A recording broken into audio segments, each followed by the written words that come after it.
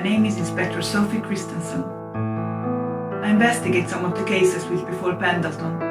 My colleagues consider too strange or too sensational to cast eyes upon. Case File 204. September 19th in the year of Victoria 1896. A domestic disturbance on POTTERLOO at the strike of 11 was when I first got a glimpse of the Gaslight Woman. I was aware of her before, of course, as I am of most paranormal or occult occurrences men like to use to obscure fact. A mysterious widow, stepping from the gaslight to send adulterers or backhanders to an early grave, armed only with a set of shears in the neck for disappearing. An urban legend with a surprising trail of bodies in its wake. I still didn't believe it. A ghost protecting survivors of domestic abuse? Or a serial killer with an agenda? Night's victim was a panhandler, a Cispontine line brigand, a fan of the bottle with a penchant for making a mess of his wife. The wife claimed not to have laid eyes on the Gaslight Woman before, but I wasn't convinced.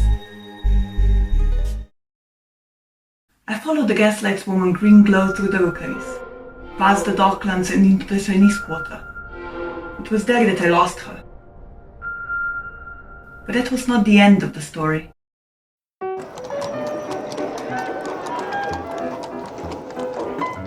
Pillar, that's Chief Inspector Samuel Pillar, isn't often a rational man. He likes to bend to the thought of superstition. But when you spend your career behind a desk skimming a whiskey glass, I can understand why.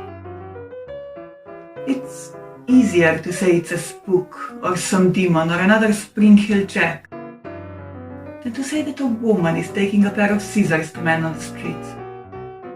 Innocent men perhaps not, but there is a line surely being crossed. It was Pillar's belief that my inquiry should be with the local demonologists and spiritualists to hunt my ghost. But I was in the mind to instead consult the widows or families of the victims. Do you know the woman who killed your husband? Your landlord.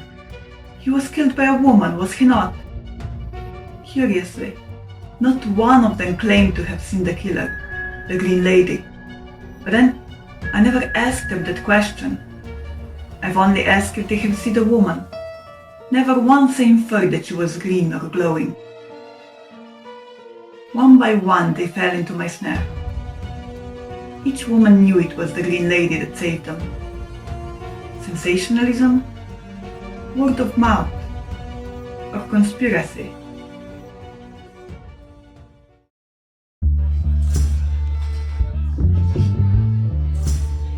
Consulting a TAPROOM mystic only clarified my belief that this demon from the other side was really an unhinged vigilante. The mystic told me the tales of green women from Deal to Dagenham, all the same story.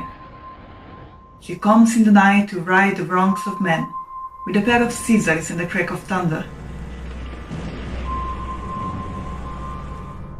Some quiet persuasion, in the form of several shillings and a fresh decanter, revealed that this story had been bought by a woman some months before, upon consultation with him. The TAPROOM mystic, it seemed, has given a woman with a vendetta an alias. I required more information.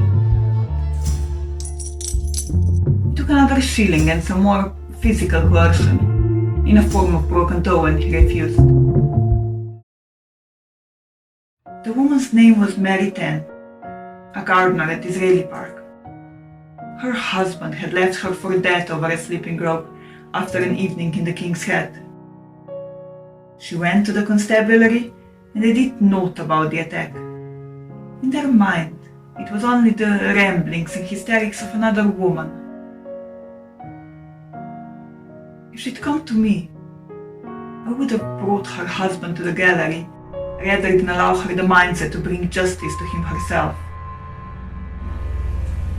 During another night on the sleeping rope, she had went to the TAPROOM mystic, who'd invested in her the story of the Green Lady, the Gaslight Woman, whatever you want to call her. She returned to the sleeping rope and severed it. and her husband snapped. She'd go on to prowl the rookeries of the borough for some months, listening in, consorting with similar women, and for ample coinage she'd put them out of their misery, take their attackers away from them, all under the guise of a bloodthirsty apparition. When the pathograph got hold of it, which it surely would, it would be fact. There is a ghoul on the streets, not a serial killer. Once I knew her name, and I handcuffed TAPROOM mystic to his bar stool. I tracked her down to a smokatorium on the south side, polluting her lungs and mind with whatever that night takings could afford. She came quietly. There was no fight. She was affronted that it was another woman bringing her to justice. But that's what I'm here for, to draw the line and maintain it.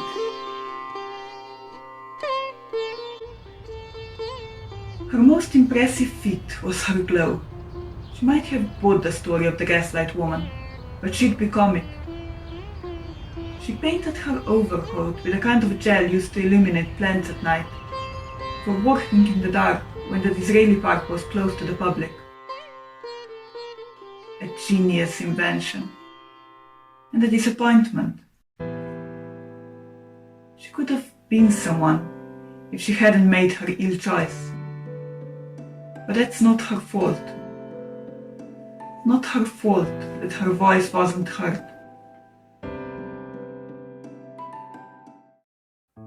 Final case notes. Follow up with Pillar. I want every broken woman, every beaten wife, every cast out tenant at my desk. And if I'm not there, find me. The only way we keep the line drawn is if we know where it is.